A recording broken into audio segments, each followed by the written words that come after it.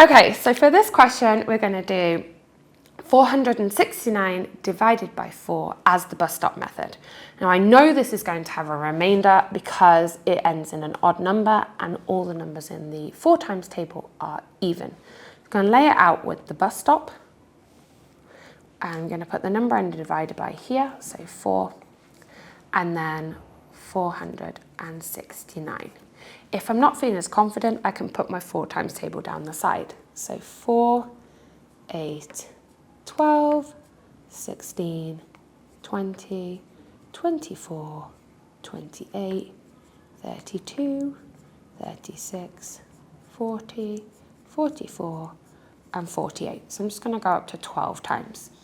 So I'm going to start off with how many 4s go into 4. So now have a look over here. If you don't need that, you can do it in your head.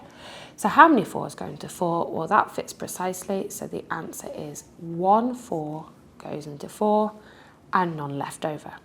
So this time it's how many 4s go into 6? Well, 6 doesn't appear in my 4 times table. So I'm looking for the closest number to 6 that is smaller than 6. And that way it fits in.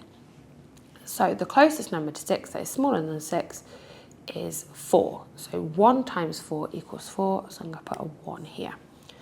As it didn't go in precisely, I'm going to need to do 6 subtract 4 because that's how many we've written down there. So 6 subtract 4 is 2. Now at this time it's how many 4s go into 29. So you can either do it in your head or have a look down. And the closest one that is smaller than 29 is 28, which is 7 times. So I'm going to put a 7 here.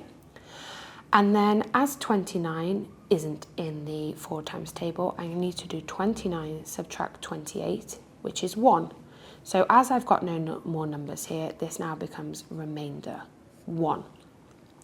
If you were to put the remainder as a fraction, you would put the answer, and then the remainder there becomes the numerator, so 1, and then whatever you're divided by becomes the denominator, so 4. So you can either have the answer as 117 remainder 1 or 117 and 1/4. Both of them have the exact same answer to this question, just written in 2 different ways.